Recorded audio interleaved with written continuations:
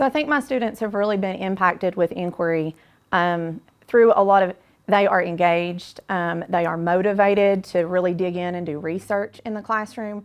And when it's student-led instead of teacher-fed continuously throughout the lesson, I find that students help each other and are more peer, they respond better to their peers than they do if I'm just feeding the information to them individually. I think that as adults, we think that we are making those connections with our students and we are saying these things to them. We can read it in a textbook all day long and yes, I've hit A, B, C, and D, but it's not the same as letting them work through the process themselves. Because sometimes where I may even forget to make a connection, a student will pick that up themselves and make broader connections that I would not even think to pull out of a textbook and read to them. And the students really just came in and they picked it up and they're running with it without me having to stand and lecture and take them through the process. We're finding the sources that we need for to talk about the Silk Road and find out what happened during it. We're learning about primary sources, and Marco Polo was one of those sources. They honestly learn more through inquiry by themselves than I could ever teach them standing in front of the room. You can never really trust secondary or tertiary sources because you don't know if it's false evidence or if it's not reliable. I think it's really awesome that you get to go, it's like traveling back in time and getting to see the things that they wrote, the things that they told, the music that they listened to. That's pretty awesome. To me, as an adult, it should be a clear answer. But if I'm giving them that, then that's not their self, they're not discovering on their own and it's not their opinion. That's me teaching my opinion, not allowing them to use those critical thinking skills. Exactly, and that's the one thing as a social studies teacher we don't want to do. They need to learn to find their own sources, come up with their own answer. So that was one thing that I really struggled when I first started this, was I kept thinking, are we supposed to have a same end result? I kept thinking like typical assessment based. You have the same result. And I finally just went with it's not going to look the same. My experience with classes, sometimes you see students that will often struggle and expect things to be kind of spoon-fed to them, or they want me to hold their hand. Throughout inquiry, the students are jumping in, and a lot of times it's the students that you least expect to come out with the most distinguished response and interpretation of the lesson. And it's quite opposite of what we have always been taught with assessing content. Like, we look for a standard end result, and if we are allowing students to really dig in for themselves, they are assessing themselves even higher than what I could too. If you will, grab out those social studies notebooks, turn to where we left off yesterday. Grab your social studies notebooks and turn to where we left off yesterday. So really quickly, we're going to recap everything that we've been doing for the last week. So tell me, what are we learning about right now? The Silk Road, okay? And so we really have focused on developing a big brain compelling question. What was that compelling question? Should we really even call it the Silk Road, right? So now tell me this before I go any further. What makes a compelling question a compelling question? It can't just be yes or no. It cannot be just a yes or no, like shut case, right? What else? Need to make it arguable. What else, Lucas? We can't argue. Any other things that we know make a compelling question a compelling question? Think of those writing ties. What have I told you when we do writing class? What do I look for at the very beginning of an essay when we're writing? A hook. But what kind of question would only be considered a true hook? A compelling question, because what does it do? It's going to pull the reader in, right? It's not just a yes or no question. And then when we really dig into researching our compelling questions, we back that up with what? We ask, okay, we're finding evidence, but we have to ask more. And what kind of questions are those? Supporting questions, all right? Okay, so I think we all have the same notes. So we're answering what besides silk and other goods was shared on the Silk Road.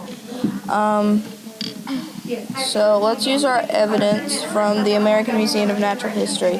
He actually traveled the Silk Road, so he was able to give us first-person evidence of the Silk Road.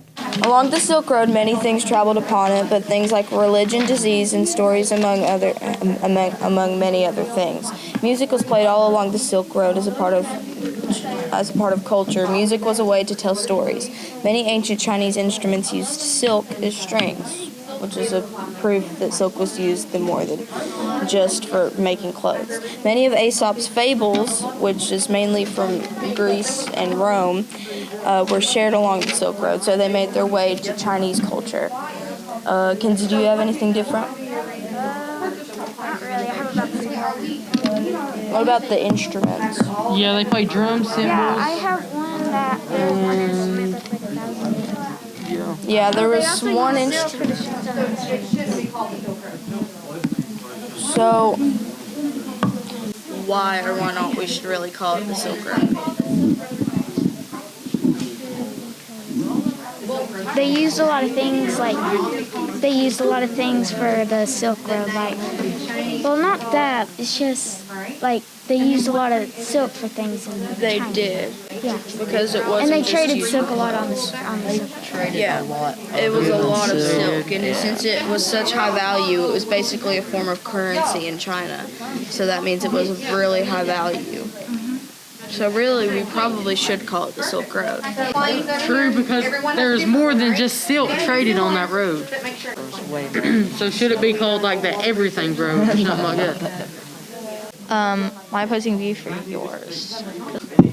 Although people say that the Silk Road is fitting to its name, it really isn't, because like they put spices and religion and all that stuff, and silk was a big export, but it wasn't the biggest thing. Yeah. They shared religion, shared culture. Yeah, they didn't just trade silk. They also traded gold. I think we should write that on our thesis. What you're going to do today, we're going to take those supporting questions that we have built to support and answer our compelling question. Tell me the big brain compelling question we're answering again. Should we really call it the Silk Road? Okay. Are you ready to start making a claim on what you think? Yes or no? Right? And is it just going to be a yes or no answer?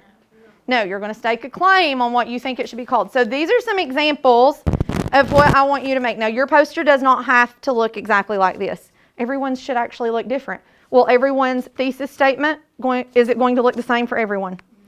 No, your thesis statement may be different from person. It actually probably should be. No two thesis statements should look exactly the same because it's your personal claim. But what you're going to do today is you're going to make a poster. Now, you can do this one of two ways. You have the option to do a Google slide as a digital poster, and I will print yours if you want to do it that way. If you want to put all of your images into a Google Doc and share with me, then I will print your images and you can cut them out and do this, or you can draw. If you notice some of these posters, they did their own artwork and would draw on them, okay? But the one rule that I have is that you must have images on your poster. Why do you think I might do that? Okay, so if I hang it in the hallway, others might see the visualization and know what we're talking about too, right? Now, can I put an image of the Statue of Liberty on here? No. Would that make any sense whatsoever? No. So what images am I looking for on your poster? What should be on there that we have learned that you may use as part of your evidence to support your claim on your poster? Things they traded on the Silk Road, right? What else, Matthew? Absolutely, you could definitely get a map of the Silk Road put on there. Pictures of the silkworms, right? Any of those things are connections that apply to the claim that you're making. Are you ready? And grab a Chromebook. You all are going to talk through your claim before you write your thesis, okay? So I want you as a team to talk through your claim. What evidence are you going to use to back up your claim? I'm going to give you about 10 minutes to come up with your claim. Talk to each other. You can argue about it, debate it. But everyone's claim should be different. Remember, the goal is not to have the same exact thesis statement, okay? You're going to, don't stress over the thesis statement yet. What did I just say? We're going to do this for 2 days. You got me? I got you. Ready? How many days are we working on this? 2. We're going to finish it tomorrow, and that's when you worry about your thesis statement. What I wanted you to do today is make sure you have your claim and 3 pieces of evidence that support your claim. Thumbs up if you did that.